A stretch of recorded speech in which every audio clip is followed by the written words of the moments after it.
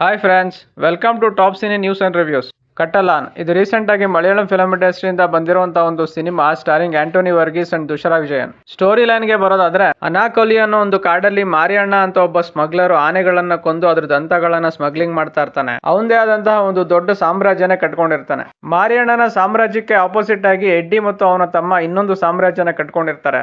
ಒಂದು ದಿನ ಮಾರಿಯಣ್ಣ ಮತ್ತು ಅವನ ಗ್ಯಾಂಗ್ ದಂತಗಳನ್ನ ಸಾಗಾಣಿಕೆ ಮಾಡಬೇಕಾದ್ರೆ ಅವನ ಎದುರಾಳಿ ಎಡ್ಡಿ ಪೊಲೀಸರ ಜೊತೆ ಸೇರಿ ಮಾರಿಯಣ್ಣನ ಮಾಲನ್ನ ಹೈಜಾಕ್ ಮಾಡಿ ಅವನಿಂದ ಕಿತ್ಕೊಂಡು ಹೊರಟೋಗ್ತಾನೆ.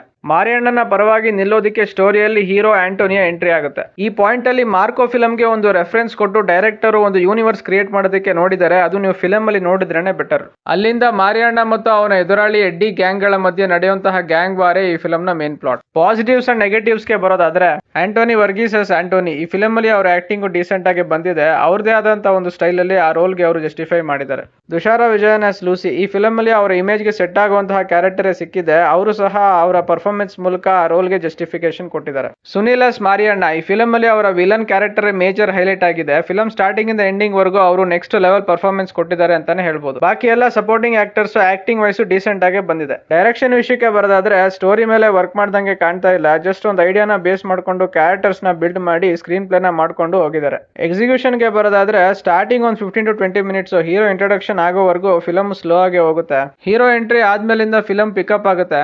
ಅಲ್ಲಿಂದ ಆಂಟೋನಿ ಅಂಡ್ ಟೀಮ್ ಪೊಲೀಸ್ ಮತ್ತು ಎಡ್ಡಿ ಗ್ಯಾಂಗ್ ಗಳ ಮಧ್ಯೆ ನಡೆಯುವಂತಹ ಟಾಮ್ ಅಂಡ್ ಜೆರಿ ಆಟ ಪೋರ್ಷನ್ಸ್ ಎಂಗೇಜಿಂಗ್ ಆಗಿ ಬಂದಿದೆ. ಇಂಟರ್ವಲ್ ಬ್ಲಾಕ್ ಅಲ್ಲಿ ಬರುವಂತಹ ಒಂದು ಫೈಟ್ ಫಸ್ಟ್ ಹಾಫ್ ಅಲ್ಲಿ ಮೇಜರ್ ಹೈಲೈಟ್. ಈ ಎಲ್ಲಾ ಪಾಸಿಟಿವ್ಸ್ ಇಂದಾಗಿ first half screen play decent ಆಗಿ ಬಂದಿದೆ. Second half screen play convenient ಆಗಿ ಮಾಡ್ಕೊಂಡಿದ್ದಾರೆ ಅಂತ ಅನಿಸ್ತು.